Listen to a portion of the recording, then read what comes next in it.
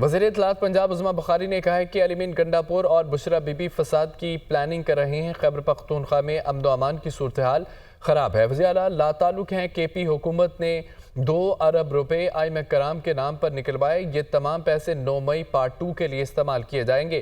P T I کا مسلح youth wing بنایا گیا جو قانون کو چیلنج کرے گا۔ اس وقت بانی پی ٹی آئی لاشیں گرانی کے موڈ میں ہے۔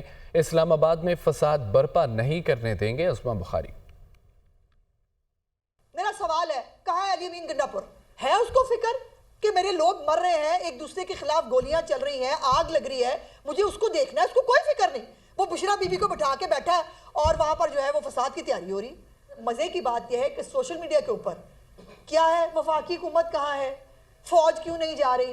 او بھائی، وفاقی حکومت اور فوج تو جائے گی ان ایڈ آف سول گورنمنٹ۔ یہ خیبر پختونخوا کی حکومت کی آڈٹ رپورٹ ہے۔ آڈٹ رپورٹ یہ کہہ رہی ہے کہ 1 ارب 35 کروڑ 14 لاکھ 22 ہزار روپے کمشنرز اور ڈپٹی کمشنرز جو ہیں انہوں نے نکلوائے۔ یہ ائمہ کرام کے نام پہ یہ جو 2 ارب روپے جو جاری کیے گئے ہیں، آپ کا خیال ہے یہ کہاں استعمال ہوں گے؟